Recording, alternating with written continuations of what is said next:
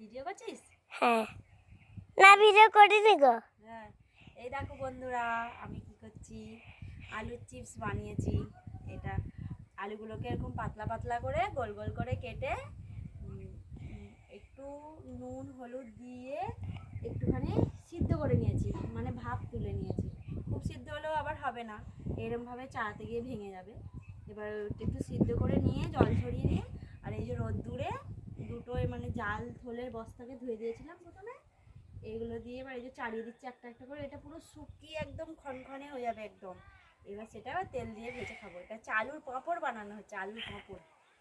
এগুলো খেতে খুব সুন্দর। এটা আমার মিঠাই খেতে খুব ভালোবাসে। ওই যে ক্যামেরা ধরেছে, ফোনটাকে ধরেছে, পাকা বুড়ি একটা, আমাকে বলছে মাম্মা ভিডিও করবে, দিয়ে অন করেছে। ও ফোনটা নিয়ে এসেছে, আমি ছাদে এসেছি, আর এই প্রচুর রোদ্দুর ছাদে, ওই জন্য এই চাদরটা মাথায় দিয়েছি, প্রচুর রোদ লাগছে বলে। আমি রান্নাবান্না করলাম, করে আর তারপর এগুলো চাড়াতে এসেছি। করলাম ওই উনুনেই করেছি, করেই চাড়াতে এসেছি। খুব সুন্দর খেতে হয়। নতুন আলু উঠলে না, এই চিপসটা আমি প্রত্যেকবারই করে থাকি। নতুন আলু যখনই ওঠে আমি প্রত্যেকবারই এরকম আলুর চিপস বানিয়ে থাকি। সবাই খেতে খুব ভালোবাসে।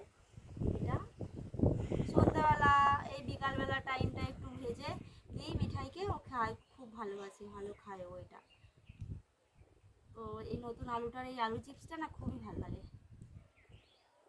তোমরা কারা কারা এরকম আলু চিপস বাড়িতে বানাও একটু বলো।